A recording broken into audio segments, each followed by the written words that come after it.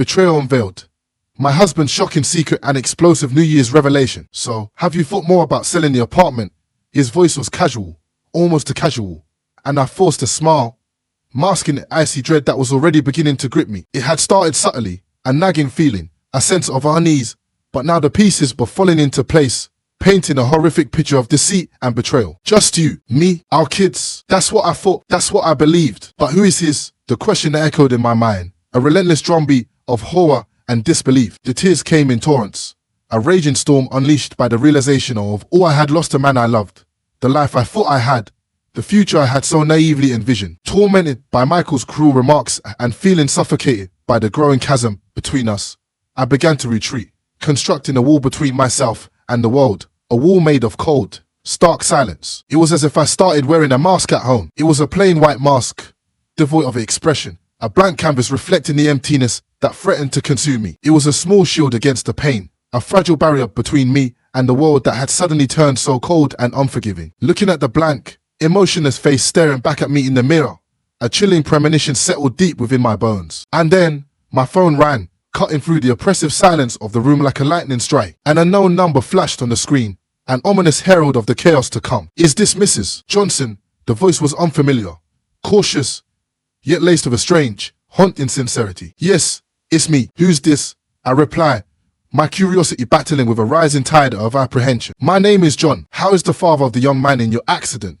His voice was heavy with a profound regret, a burden of sorrow that resonated through the phone line. A mix of emotions washed over me, the turbulency of guilt, anger, and confusion. Oh, I see, I managed to say, my voice barely above a whisper, choked with unshed tears. John paused, a pregnant silence hanging between us before he continued.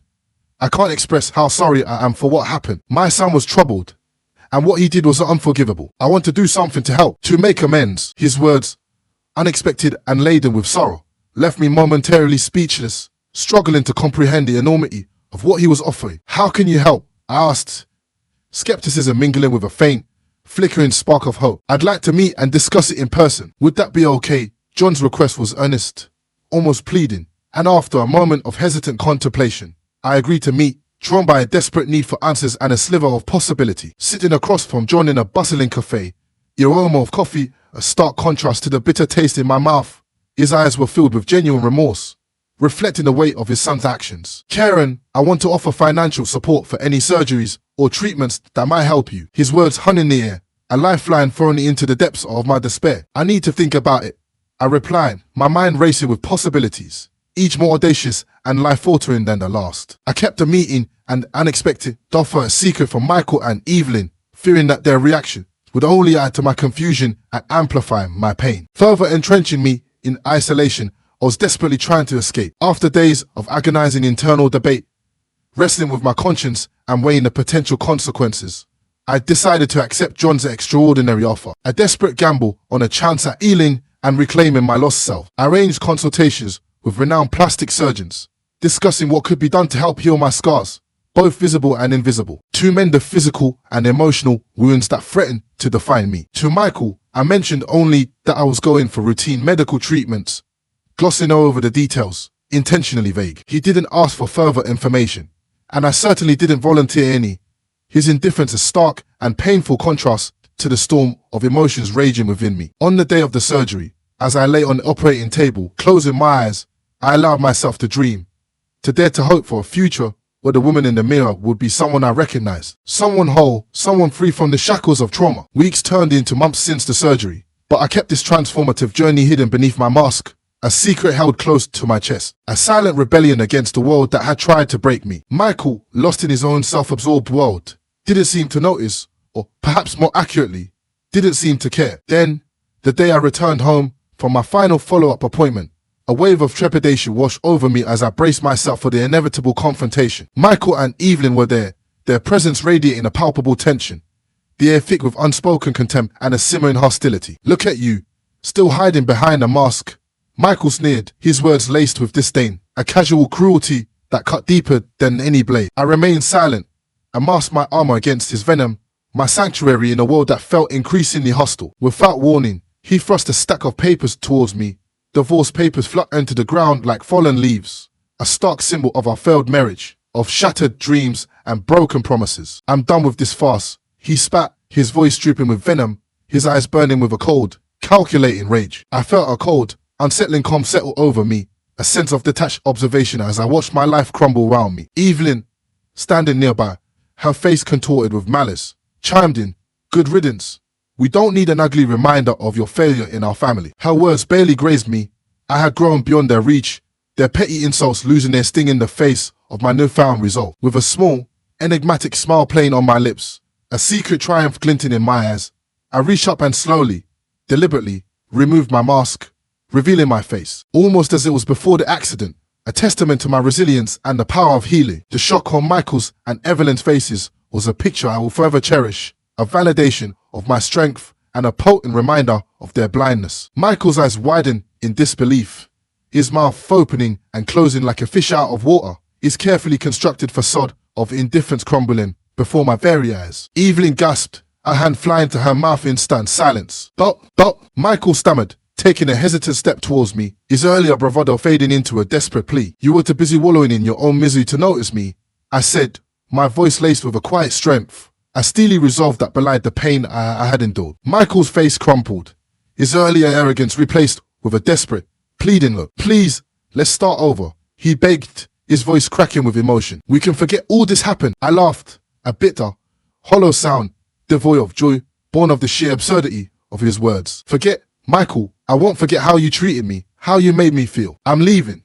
But not because you or your mother want me to. I'm leaving for me." With a newfound sense of purpose, I gathered my bag and walked out of the house that was no longer a home. The shocked, bewildered faces of Michael and Evelyn, the last image I took with me. A potent reminder of how far I had come and the bright, new life that awaited me. Starting over wasn't easy, but it was necessary. A crucial step in reclaiming my life and rediscovering my self-worth. I moved into a small, modest apartment, a sanctuary of my own making, a space where I could breathe and begin to heal. It was here that I began to rebuild my life, brick by painful brick, laying the foundation for a future built on strength, resilience, and self-respect. Returning to work at the fitness center was a big step, a bold leap of faith into the unknown. The familiar scent of the gym, the comforting sound of weights clinking, the energy of the bustling workout flow, it was all a source of comfort and stability in a world that had felt increasingly chaotic. My colleagues welcomed me back with open arms, their smiles genuine and warm, a stark contrast to the cold indifference I had grown accustomed to. "Hey Karen, you're back. We missed you around here," exclaimed Lisa, her eyes sparkling with genuine delight. I smiled, feeling a surge of belonging, a sense of being seen and appreciated for who I was. "It's good to be back. I've missed this place." As I resumed training sessions, guiding others towards their fitness goals, I felt a renewed sense of purpose, a feeling of contributing to something meaningful. With each class one taught, I grew stronger, not just physically, but emotionally, rediscovering my inner strength and resilience. I was finding myself again, peeling back the layers of trauma and rediscovering the woman who loved her job, who took pride in her abilities, who found joy in helping others achieve their potential. One day, after a particularly grueling session, I sat down on a bench, catching my breath, my muscles aching but my spirit soaring. And then I saw him. I hadn't seen him since our meeting at the cafe months ago. "Hello," he said, a tentative smile gracing his face, his eyes filled with a gentle warmth that melted away the icy remnants of my past. I was in the neighborhood and thought I'd stop by. "How are you?" I stood up, feeling a strange mix of nervousness and excitement. "I'm doing well, thank you. It's good to see you, John." We talked for a while about mundane things, at first the weather, the gym, the latest fitness trends. Then, gradually, the conversation shifted to more personal topics, venturing into the delicate territory of emotions and experiences. "I never got the chance to thank you properly," I said, my voice sincere, filled with gratitude for his unexpected kindness. "I'm just glad I could do something to make amends," he replied, his eyes reflecting a deep sense of compassion. "You've come a long way," he observed, a hint of admiration in his voice. He hesitated for a moment before continuing. "I was wondering if maybe you'd like to grab a coffee sometime. No pressure, just as friends." The invitation caught me off guard, a pleasant surprise that stirred a long-dormant spark within me. "I'd like that," I replied, a genuine smile spreading across my face, banishing the shadows of doubt and fear. As I watched him leave the gym, a flutter of excitement danced in my chest, a feeling I hadn't experienced in what felt like a lifetime. It was the beginning of something new, a chance to explore life from a fresh perspective, to open myself up to the possibility of happiness and connection. That night, as I lay in bed in my new apartment, surrounded by by the comfort in silence of my own space. I thought about the twists and turns my life had taken, the unexpected detours and the surprising destinations. And for the first time in a long time, I felt a genuine sense of hope, a flicker of optimism for a future that was mine to shape, mine to define. The dawn of a new day was breaking, and I was ready to meet it head on, armed with the lessons of the past and the unwavering belief in my own strength. The journey of life, I've come to realize, since my divorce, has been one of rediscovering who I am, stripping away the layers of expectation and revealing the authentic self that had been buried beneath years of societal pressure and marital obligation. But it hasn't been without unexpected obstacles, new challenges that tested my resolve and forced me to confront my deepest fears. Michael, unable to accept the end of our marriage, driven by a potent cocktail of guilt, regret, and bruised ego, began reaching out, attempting to rekindle what we once had, to rewrite the narrative of our broken relationship. His persistence, a stark contrast to his earlier indifference and blatant disregard for my feelings,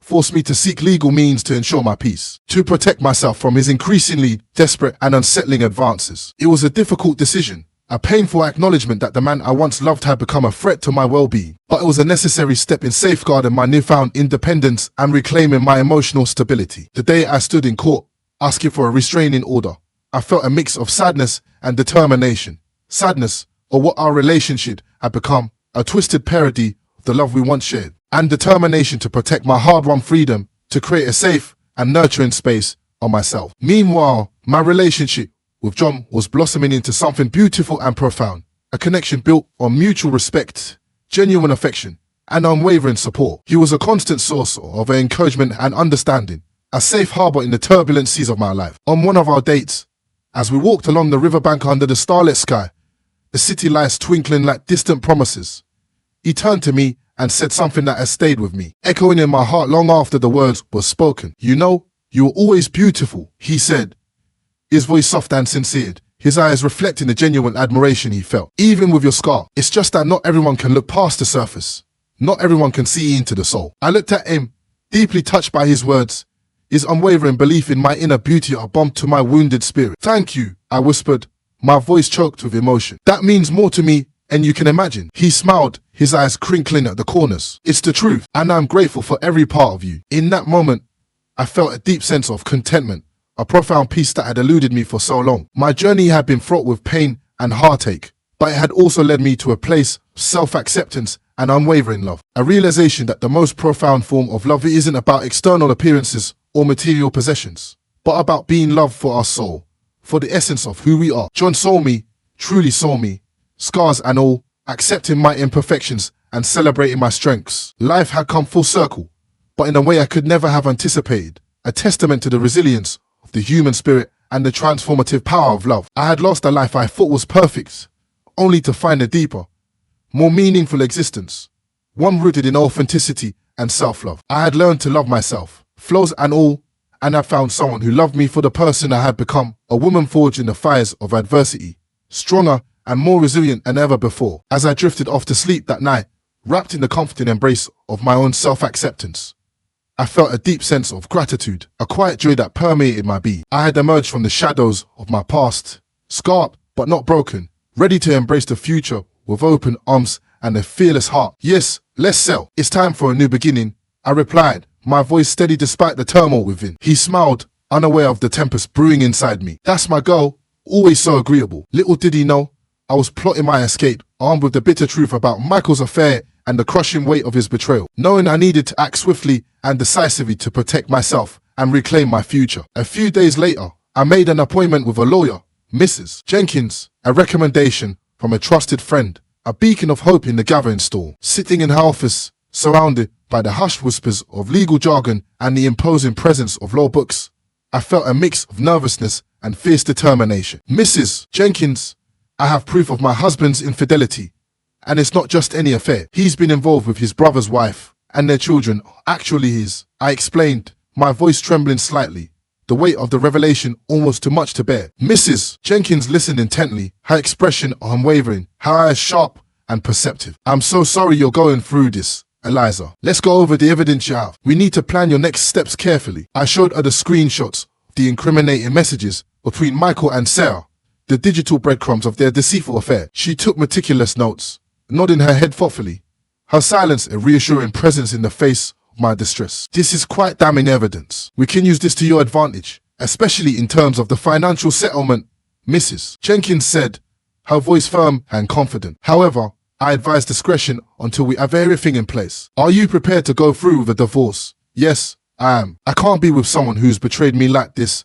I reply, a sense of resolve building within me, fueled by a righteous anger and a desperate need to reclaim my life. Mrs. Jenkins outlined her plan, a strategic roadmap to navigate the treacherous terrain of divorce and protect my interests. First, we would secure my financial assets, ensuring that I wouldn't be left vulnerable in the wake of Michael's betrayal. Then, we would proceed with filing for divorce, using the evidence of his infidelity to negotiate a favorable settlement, compensating me for the emotional and financial damage he had inflicted. As I left her office, the weight of the world seemed to lift from my shoulders, replaced by a sense of purpose and determination. There was a long and arduous road ahead, but I was no longer alone. I had an ally in my corner, a skilled advocate who would fight for my rights and help me navigate the legal complexities of divorce. Back at home, Michael, oblivious to my discovery and the impending storm, was focused on the apartment sale, his mind consumed by his own selfish desires. So, I talked to a real estate agent today, he announced, his voice brimming with excitement. He said we could get a good price for the apartment. That's great news, I replied, keeping my emotions in check, forcing a smile to my lips. Do you think it's a good time to put it on the market? Absolutely. The sooner we sell, the sooner we can start looking for a new place, he said, his words dripping with irony, his obliviousness to the truth both infuriating and strangely comforting. As the days passed, I worked closely with Mrs. Jenkins, meticulously preparing all the necessary documents and quietly securing my financial position, laying the groundwork for my escape. Every conversation with Michael, every forced smile, every faint display of affection was a performance, a charade I needed to maintain a little longer until everything was in place, until I was ready to unleash the carefully crafted plan that would shatter his world and set me free. The day we listed the apartment for sale, Michael was ecstatic, his eyes shining with greed and anticipation. Little did he know, it was indeed the beginning of something new, but not the idyllic future he envisioned. My heart ached with the pain of betrayal, the searing wound of his infidelity, but I was determined to emerge from this ordeal stronger and more resilient. The plot I was weaving wasn't just for retribution, it was for my independence, for a fresh start, for a life free from lies and deceit. As the new year approached, the plans I had been carefully laying with Mrs. Jenkins were coming together, the final pieces falling into place. My facade of normalcy with Michael remained intact, a carefully constructed illusion that masked the storm brewing beneath the surface. The final act of my plan was set to unfold during the annual New Year's Eve party at Michael's parents' house, a gathering of family and friends, a seemingly innocuous celebration that would become the stage of my explosive revelation. The evening of the party arrived, cloaked in an air of festive anticipation. The house was buzzing with the usual holiday cheer, adorned with twinkling decorations and filled with the joyous sounds of laughter and the clinking of glasses. I mingled with the family, feigning normalcy, all the while feeling like I was standing in the eye of a hurricane, the calm before the storm. Michael was in high spirits, completely unaware of what was about to happen, his oblivious happiness a stark contrast to the turmoil raging within me. Eliza, you seem a bit quiet tonight. Everything okay? He asked, his brow furrowed with a fleeting hint of concern. Just thinking about the new year and all the changes it will bring, I said, my voice steady, my gaze unwavering. He smiled and wrapped his arm around me, pulling me close. It's going to be our best year yet, he declared, his eyes shining with unbridled optimism. If only he knew. As midnight approached, everyone gathered around, holding glasses high, ready to count down to the new year, to welcome the future with open arms. I took a deep breath, steeling myself for what was to come. I turned to Michael, my heart pounding in my chest, my hands trembling slightly. Before we celebrate too much, I have a special gift for you, I said, my voice loud enough for everyone to hear, cutting through the festive chatter. I handed him a small, neatly wrapped box, the silence in the room intensifying as all eyes turned to us, drawn by the palpable tension in the air. Michael unwrapped the box, his brow furrowed in confusion, his face draining of color as he realized what they were, the evidence of his betrayal laid bare for all to see. What is this, Eliza? He stammered, his voice barely a whisper, his eyes wide with fear. It's over, Michael. I know about you and Sarah. I know about everything, I said, my voice clear and strong, unwavering in its conviction, shattering the illusion of normalcy and unleashing the fury of my long-suppressed anger. The room erupted into chaos, a cacophony of gasps, whispers, and horrified exclamations. Michael's parents looked shocked and bewildered, their faces etched with disbelief and dismay. His mother, Martha, who had been standing near the back of the room, looked as though she might faint, her hand clutching at her chest. "What are you talking about, Eliza?" Michael's mother asked, her voice trembling, confusion and concern clouding her features. "Michael has been having an affair with Sarah, and her children are his," I declared, my voice ringing with a righteous indignation, exposing the depth of his deceit and the magnitude of his betrayal. Michael tried to speak, to deny the accusations, but no words came out, his throat constricted with guilt and shame. Sarah started crying uncontrollably, her sobs echoing through the stunned silence. Alex, who had been silent up until now, his face etched with disbelief, turned to his brother, his eyes burning with a mix of anger and betrayal. "Is this true? Michael, tell me this isn't true." Alex's voice was filled with a desperate plea, a refusal to believe the horrifying reality unfolding before him. Michael couldn't meet his brother's eyes, his gaze fixed on the floor, his silence an admission of guilt. The truth was out there, exposed for everyone to see, and there was no escaping the consequences of his actions. The revelation at the New Year's Eve party sent shockwaves through the room, shattering the carefully constructed facade of familial harmony and exposing the rot that had been festering beneath the surface. Michael's family was outraged, their faces contorted with a mixture of anger, disgust, and disbelief. Michael's mother, Martha, looked at him with a mix of disbelief and heartbreak, her eyes filled with tears of disappointment. "Michael, how could you, and with Sarah, to think you were planning to steal from Eliza and run away?" Before Michael could respond, his father interrupted, his voice trembling with rage. "They were planning to use the money from the sale of my apartment to leave the country," I added, my voice filled with scorn, exposing the full extent of their deceitful plot. The room went silent, the gravity of the betrayal hanging heavy in the air, suffocating the festive cheer. Martha, overcome with emotion, fainted, collapsing into a heap on the floor, the weight of her son's actions too much to bear. Michael stood there, looking lost and defeated, his carefully constructed world crumbling around him. His father, his face etched with disappointment, shook his head in disbelief. "I can't believe you would do this to your own family," he said, his voice cracking with emotion. "Michael, I don't even know who you are anymore." Sarah was sobbing uncontrollably, her shoulders shaking with the force of her tears, her dream of a new life, with Michael dissolving before her very eyes. The family was too stunned and hurt by the depth of their deception to offer any comfort, their hearts heavy with betrayal and disappointment. With Martha being attended to and the room in complete disarray, I knew this was my moment to make my stand, to reclaim my power and assert my independence. I raised my voice, commanding the attention of the stunned crowd. "I am filing for divorce from Michael," I declared, my voice ringing with unwavering conviction. "And I want you both to know that I will be seeking financial compensation or this betrayal from both Michael and Sarah." The words felt empowering to say out loud, a declaration of my independence and my refusal to be a victim of their selfishness. Michael tried to approach me, a look of desperation in his eyes, his hands outstretched in a pleading gesture. "Eliza, please, let me explain."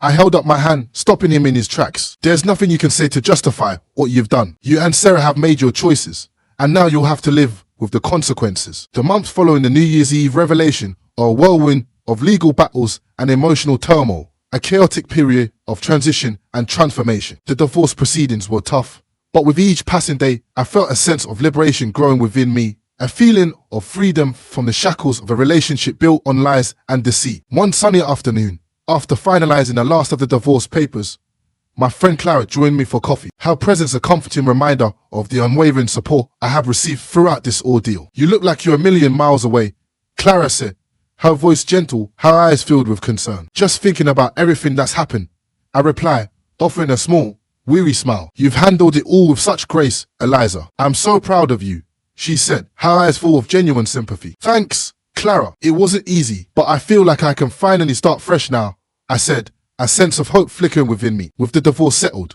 I had kept the apartment and received a significant financial settlement from Michael, a just compensation for the emotional and financial damage he had caused. His reputation had taken severe hit, and he had lost his job due to the scandal, a fitting consequence for his actions. Sarah and Alex had also gone their separate ways, their family ties deeply strained by the betrayal and ensuing fallout. I heard Michael moved out of the city, Clara mentioned, stirring her coffee thoughtfully. "Yes, he did," I replied, a sense of relief washing over me. "It's easier to move on knowing he's not around." "And what's next for Eliza?"